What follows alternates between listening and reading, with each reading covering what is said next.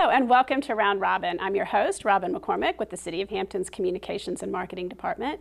And today, as you can see, we've gone into a classroom setting and we're going to meet some folks from the Governor's School for Science and Technology. My guest is Vicki Wismer, who's the director of the program. Thank you for having us. Absolutely. Thank you so much for coming out to see our school. We're really excited that you're here.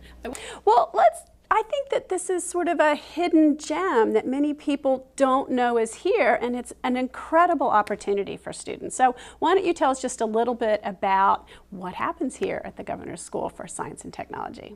The Governor's School for Science and Technology is what we call an academic year governor's school, and there's 19 governor's schools across the state of Virginia.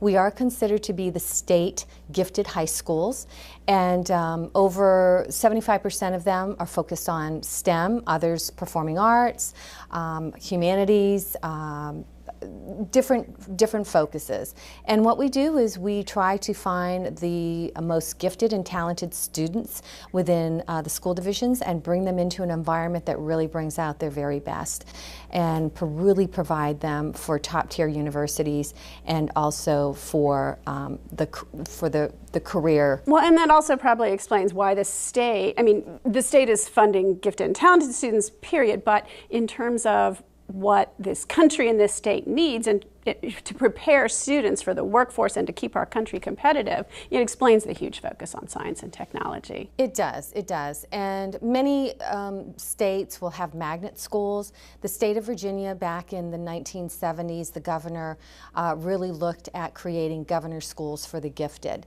for high school students. So that's really how the academic year governor schools were created. And so we're very fortunate that in the Hampton Roads area we have the Governor's School for Science and Technology.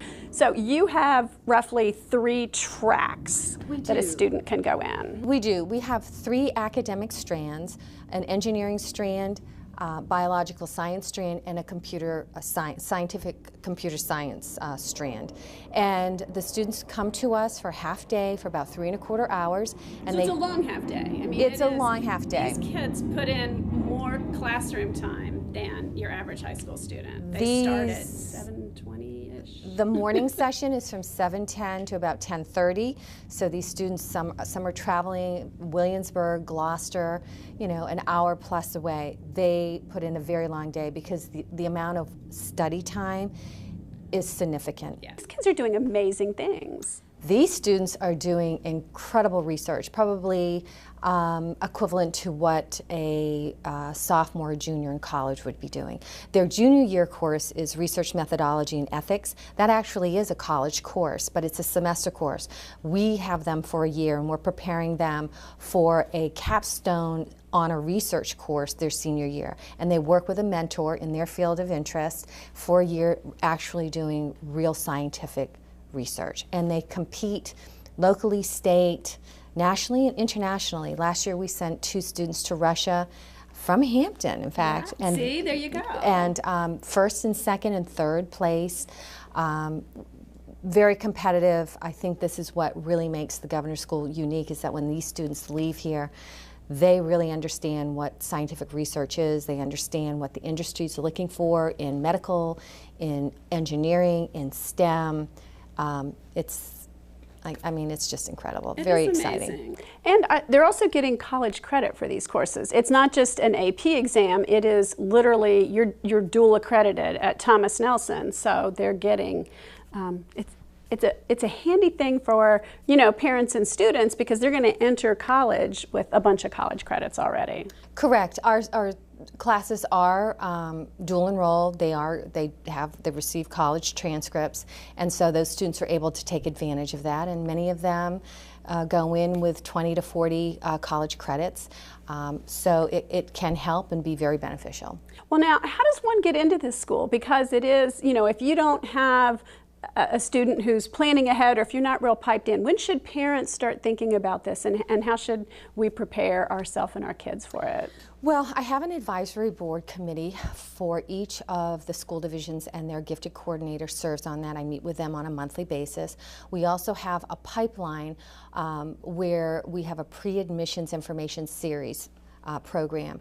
And so we have those gifted coordinators in those school divisions identify students that would be a real match for the program, and then we invite them to participate in information sessions in their 9th and 10th grade. I also try to work closely with the counselors so that the counselors are familiar with the program. And so I think over the last few years we've done a really wonderful job. I have probably well over 300 to 400 families in our pipeline. And it's amazing. And it is very exclusive, and it's a little like applying to college in that not every kid is going to get in. But if you are a parent, if you have a child who's interested in science, technology, math, it is smart to start thinking about it, 7th grade. That pre-application is 8th grade, which, isn't necessarily in your head as a parent, but those seminars are helpful. I remember walking into the one, and my son was like, "Mom, these kids are like me." This is a place where I can thrive and compete, and he still loves his homeschool at Phoebus and all that, but it's a different environment. I think you really summed it up well. This is an environment where like-minded students come together and they're able to really challenge each other. They understand each other, they understand the stress, they understand social emotional issues, and they're there to really help each other. And something really magical happens, especially when they've been here for a couple of years. Lifetime friendships are developed, and they really make something special happen, the way they think and the way they just collaborate with each other. It's amazing. Well, thank you. Thank you, Vicki. And we're going to break because I want to talk to a student, and kids out there thinking about this will probably learn much more from him than they will from you or me. So thank you very much. Thank you. Hello, we are back, and this is Grant Gibson. Grant, thank you for coming. Thank you for having me. I want to introduce you. You're just one of those all-around students. You're here at the Governor's School. You're an engineering focus. You are valedictorian at Bethel High School, and also a football player. How in the heck do you do that? Let me just start with that. Well, I knew it was going to be a lot applying junior year to Governor's School, but I really was interested in the engineering and physics and math. I've always loved math and science, and so just to be able to push my limit and take upper level classes that aren't necessarily available at Bethel or any other person's home school. Yeah, they're really not. So what are some of the courses you've taken? I mean, last year you guys took college physics, right? Yeah, we took college physics. That was pretty hard. As a junior. Yeah, as a junior, and so most of us hadn't. I didn't take college. Most of us hadn't. Most of us hadn't ever taken physics before, and so taking like that college level physics, we even all of us ended up taking the Physics C exam. And if you know the AP exams, there's actually a Physics B, so we completely skipped over that.